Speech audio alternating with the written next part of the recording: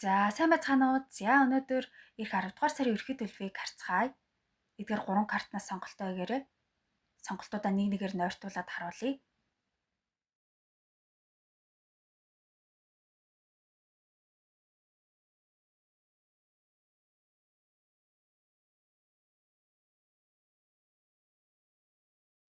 За эхний картыг сонгосон хүмүүсийн 10 дугаар сарын ерөнхий төлөвийг харцгаая. За өчигдөр тэгсэн, дээр тэгжүлээ, тэгсэн гэд өнгөрснийг орхиж чадахгүй зууралдах биш. Цаашдаа яах вэ гэдэгтээ илүү анхаарч эхлэх саруулж магадгүй байна.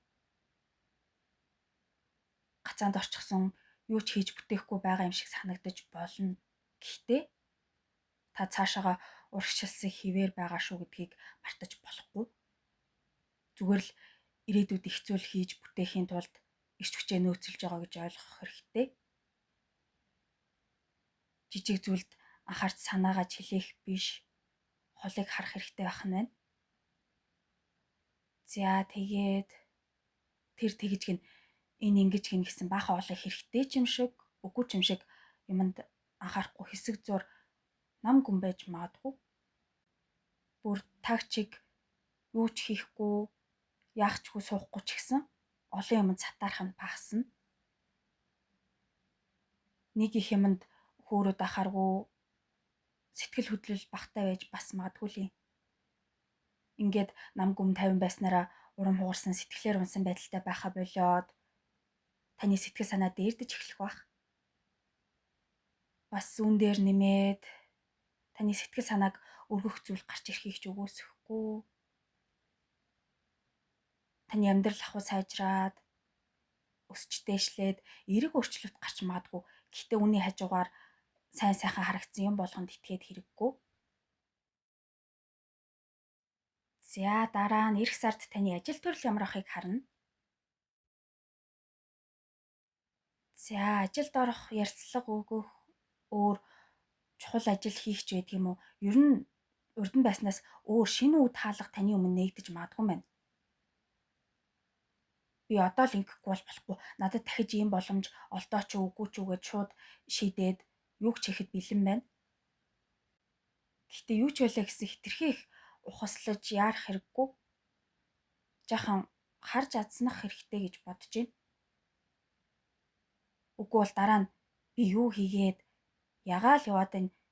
Юу юуны туханд хөрлөгөө юм руу гүйж очоод миний зан арай л түрэгдээд байна уу гэж бодох үе бас байхыг үгүйсэхгүй.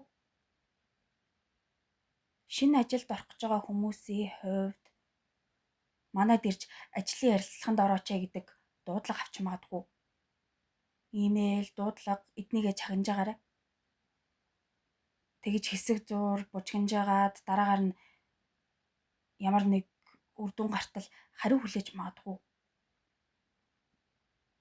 Тэгээд би ер нь цаашдаа тэгчгүйлч надад илүү өгөөчтэй юм уу гэд ямар нэг юм бодоод яваад байж магадгүй юм байна. Яавал ахиухан цалин хөлс ах уу гэдэг дээр ач холбогдол өгч бас магадгүй. Өөр гэвэл удирдлага гэх үү, даргач гэх үү, тиймэрхүү хүмүүсийн нөлөө таны ажил төрөлд их байж болно. Тэр хүмүүс таныг ажилд авъя гэж шийдэж магадгүй, эсвэл та тэдэнд миний хийсэн ажил энэ шүү. Би ийм юм хийсэн шүү гэд үзүүлж магадгүй. Заримдаа тэд нар энийг ч хий, тэрийг ч хийгээд ажил өгөөд ахыг ч үгүй гэхгүй.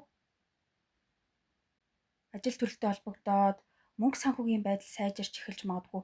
Ер нь эх сард ямар ч юм хийнгээд зорьсон бүтэмжтэй байх бах. За одоо дараа нь мөнгө санхүүгийн нөхцөл байдал ямар байх вэ гэдгийг харцгаая. За ер нь бол мөөгүй. Нэг тэгч хэмсэн гэж бодож исэн юм биелж магадгүй. Сая хэлсэнчлэн мөнгө санхүүгийн байдал бүр маш хурдтай ганцхан өдрийн дотор биш ч гэсэн сайжирч эхлэх бах. Хурдан мөнгөтэй болох хэрэгтэй гэж бодож байгаад айгуу дэмий юмд мөнгөө өрчдөг ч юм уу, мөнгөө зүгээр л салхинд хийсгснээс ялгаагүй зүйл болж бас магадгүй. Тэгээд ёо би яах гэж тэгвдээ гэж бодох вэ? Ямар ч тач эртнээс бодож исэн юм бүтээд зээл аваад ажилд ороод эсвэл юм худалдаат ч байдаг юм уу? Ямар нэг байдлаар л мөнгөтэй болох байх. Гэхдээ түүний араас гарах үр дагавар нь ямар вэ гэдгийг харах хэрэгтэй. Одоо юу гэдгийг зээл аваад мөнгөтэй боллоо ч гэсэн эргүүлж төлнө, нэмээд хүү төлөх болно. Ажилд орсны дараа айгүй ачаалттай, стресстэй байна. Эсвэл ямар нэг юмны төлбөр мөнгө төлөх болчдөг ч юм уу үр дагавартай байж магадгүй. Тэрийгээ ч та өөрөө сайн мэдээд тэгэхээр явах вэ гэд нэг юм шийдэж ядсан байдалтай байх бах. Тэгээд тэр дунд тэгчвэл зүгээр эдгэн штэ гэдэг хүмүүсийн үгээр байх хэрэггүй болов уу гэж бодож байна. За сүүлд нь хүн хоорондын харилцаа ямар байхыг харъя. За одоо яг яах ёстой юм бэ? Юм хэлэх ёстой мó, дуугүй байх юм уу? Энэ хүнтэй харьцах юм уу, болох юм уу гэд ямар ч ойлгомжгүй, барьцгүй байдалд орж магадгүй. Хүмүүстэй муудсан юм уу хэрэггүй. Гэхдээ нэг тийм сонирн байдалтай байж магадгүй. Бас ойр тойрны хүн сонио ашлаад эхлэх, танд хүнийхээ харж байгаагүй дүр төрхийг харах зангийн таньж мэдэж магадгүй юм байна. Тэгээд өнгөрсөн тусан үйл явдал давтагдах, шийдэж чадаагүй асуудал эргэж сөхөгдөх тиймэрхүү үйл явдал болж болох юм. Хуучин найзтайгаа таарлах, харьцаа болцсон байсан хүн эргэж гарч ирж болно. Анхандаа дурсан цэргээд гоё юм шиг сүулдэ бол онцгүй санагдаж магадгүй. Яг яагаад энэ хүнтэй харьцаа болсон бэлээ гэдэг шалтгаанаа олж мэддэг ч юм уу. Энд чинь ийм хүн юм байна гэж мэдэж авах бүр цаашлах юм бол гацаанд орчихсон юм шиг санагдах байх. За энднээс гадна заримын хувьд танай гэрийн голлох хүн нь хүүхэд байж магадгүй.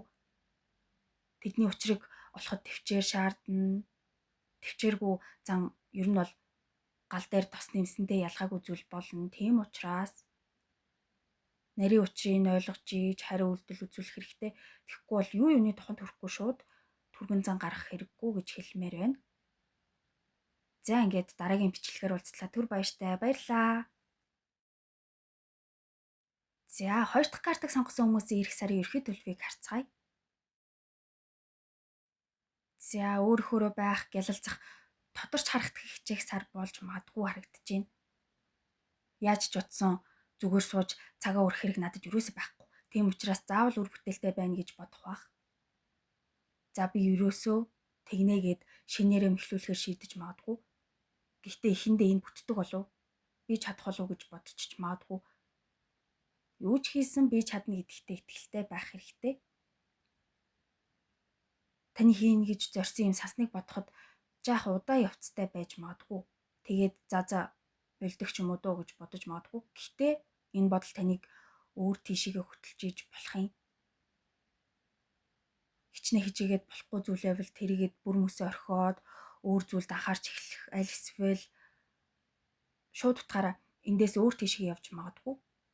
Дээрээс нь өөрийнхөө дотоод хүүхэдтэй холбогдож магадгүй. Дурсам цэргэх, цагийн эрхэнд мартагдсан зүйлээ эргэж санах, жишээлбэл зураг зурдаг байжгаад хэсэг болчихсон байсан бол эргээд зурж эхлэх ч юм уу. Би урд нь ингэх нэг дуртай байж илээ. Дурсам цэргээд айгүй гоё байна гэж бодоод түүнийгээ дахиж хийж эхэлж магадгүй юм байна. За залгуулад эх сард таны ажил төрөл ямар авахыг харъя. За нэг талаас нь харвал муугүй. Урт ажиллаа хийгээд урагштай байна. Нөгөө талаараа бүр ямар ч стрессгүй сайхан таваараа байдаг ажилч гэж юу аах вэ? Жижиг сажиг дарамт болж ирэх зүйл байж магадгүй. Илүү цагаар ажиллах, тэг ингээд олон юм зэрэг хийх, ойр тойрныхны ааш зан, хил ам гэх мэтчлэн асуудлууд байж болно. Хитрхийх ачаалттай ажиллаад ахаар мэдээч хамаг тамир тэнхээгээ саруулах нь ойлгомжтой. Тэгээд ахаар хин стресстгүй 50 амгалан байх уу?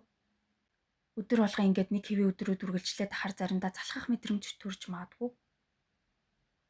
Гэхдээ энэ дарамт бүтэн сар бол үргэлжлэхгүй.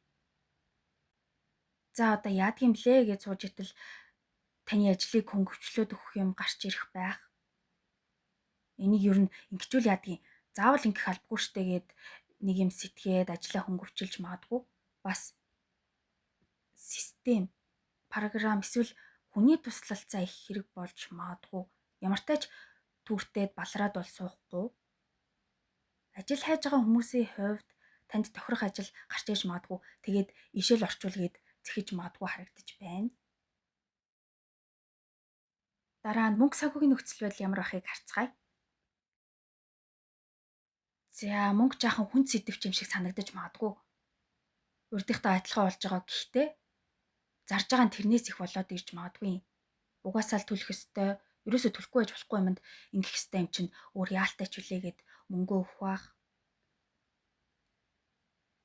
За одоо яадгийн бэлээ гэж бодогдох нь ч бас байж магадгүй.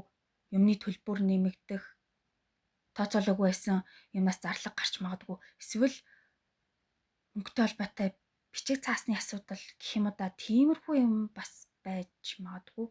Тийм учраас юмыг яаж мэдэх үгээд бэлтгэлтэй байсан нь дээр бах. Бас урд нь болчин үзгээд мөнгө хамаа намаагүй хэрэггүй юмд өснөнтэй холбоотойгоор жаахан гачигдалд орох гээд байж болох юм.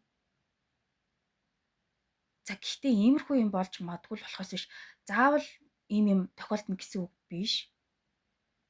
Хүүшээ яана балархна гэд санаа зовсны хэрэггүй. Нэг их хүн дээр тусгаж аваад ч хэрэггүй.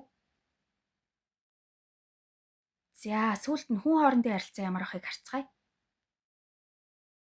За эх сар айгуу дажгүй эхлээд гэрийнхэн эсвэл ойр дотны найз нөхдөдтэйгөө муудах зүйлгүй сайн харилцаатай байна. За тэгтэл урд өмнө нь болсон үйл явдал сэтгэл өмүүлээд хайчихдаг ч юм уу тэгж магадгүй. Өнгөрснийг мартахад хүнд санагдчих болно. Эсвэл хүн хоорондын харилцаанд болохгүй байгаа юм байвал тэрийг хайж олж хараад болохгүй байна гэж бодоод яваад байж магадгүй. Бүр аль эсвэл хүмүүс чи яац ингээд асуухаар ярьж чадахгүй дотроо хамаг юм хадгалаад яваад байж болох юм. Гэхдээ нэг их тийм эцэс төгсгөлгүй гоних тавтуулаад ахаар сүртэй том үйл явдал болохгүй байх гэж бодож байна. Хайда зарим нэг өдөр сэтгэл санаагаар ундаг тийм л байна байх. За тэгээд хүмүүс таны бодож явдаг шиг биш юм шиг санагдаад таныг чухал хүн гэж үздэг үү? Хэрэг нь гарвал юм гуугаад сүйд бусад үед яг ийм нөхөр байж л байдгийн гэсэн янзтай байдаг хүмүүсээс харилцаагаа тасалж магадгүй. Өөр бас найз нөхдөөрөө дамжуулаад шинэ хүнтэй танилцаж магадгүй. Тэгээд энэ ясанд ажгүй юм бэ гэж бодож магадгүй. Сүүлдээ та нэг бол болохгүй юм болгоныг харж санаа алдаад аль эсвэл болж өнгөрсөн юмны араас гуниглаад чах одоо болиё гэж бодоод эх сарыг өндөрлөх байх. За ингээд дараагийн бичлэгээр уулзлаа. Түр баяртай. Баярлаа. За 3 дахь картыг сонгосон таны эх сарын ерөнхий төлөвийг харцгаая. За хүлээснээс мултарсан юм шиг сар болж магадгүй юм байна. Удаан хугацаанд үргэлжилсэн тэгс мөртлөө ямар ч ахицгүй зүйлийг орхих болох эсвэл танд угаасаа таалагддаггүй ядаргаатай санагддаг зүйлээс холдож явж магадгүй. Ямар ч шалтгаангүй тэгж байгаа гэсэн үг биш. Ямар нэг шалтгаан гарч ирсэн учраас тийм юмнаас болоод энэ надтай харшилтж гин гэж үзээд та тэдгэрийг орхих болж магадгүй. Тэгээд өөр тийшээ уух тухай бодох байх, гатгшаа явчих болно. Уг нь та 50 байгаа юм шиг мөртлөө цаагаараа гүйцэд тайвширч чадахгүй яваад байж магадгүй. Хэрвээ тэгсэн бол яах байсан бол гэж бодох үе нэлээд байхыг ч үгүйсэхгүй. Гацаанаас гараад урагшилж байгаа нь сайн хэрэгч гэлээ. Хаашаа явахаа мэдэхгүй мөртлөө хаашаа ч хамаагүй харсан зүг рүүгээ харайна гээд байгаа нь дутагдaltaй байж бас магадгүй юм байна. За одоо дараа нь эх сард таны ажил төрөл ямар байхыг харъя. За яг ямар байхыг хүссэн тэрэн шигэ байж чадахгүй ч байгаа юм шиг эсвэл таны хүлээж исэн үр дүн гарахгүй ч байгаа юм шиг санагдаж магадгүй. Шантраад байж ч магад ажилдаа сэтгэл гарах хэрэг байгаа юм уу дөө гэж бодох үеч байж магадгүй. Гэхдээ л энэ ажлаа л хийхгүй бол болохгүй гэдэг бодол таны дотор байсаар байх бах. Зарим нь ажилд орох гээд ажил хагаад л байдаг. Нэг л олдож өгөхгүй байж магадгүй. Зүгээр л зөв цаг нь хараахан болоогүй яваа юм байна. Цаг нь болтол түр хүлээх хэрэгтэй байх. Сарын сүүлээр нэг л урагшгүй санагдаад байсан бол болж эхэлнэ. Дуусахгүй байсан юм дуусах төхөөд ирнэ. Чухам яг яагаад таны ажил төрөл урагшгүй санагдаад байна вэ гэдгийн учир тайлагдаж эхлэх. Ингээд байгаа болохоор болохгүй байгаа юм байна штэ гэж мэдэж магадгүй. Бас зарим нь ажлаас илүү өөр юмд анхаарч магадгүй ажлын хажуугаар хичээл сургуульд явчих болох юм. Ер нь заримдаа уналтанд орох үе байдаг. Гэхдээ түүний дараагаар оргилох үе ч байдаг гэдгийг санах хэрэгтэй юм байна. За цааш нь мөнгө санхүүгийн нөхцөл байдал ямар авах вэ гэдгийг харцгаая. За доктортой бас гинтийн үйл явдалтай сар болж өнгөрч магадгүй. Үгүй яг хав нэг хэсэг энийг яах ёстой вүлээ, тэрийг ч яах ёстой вүлээ гэж бодож магадгүй. Бусдаар бол доктортой байх нь. Гэнэт орлого зарлах аль нэг нь орж гарч магадгүй. Гэнэт нэг дор мөнгөтэй болох, үр зээлээ дарах, хүнээс авалгаа авах ч юм уу эсвэл эсэргээрээ бага мөнгөний хэрэгцээ гинэт гарах. Хүнээс зээлсэнгүй яаралтай буцааж өгөх шаардлагатай болж болно.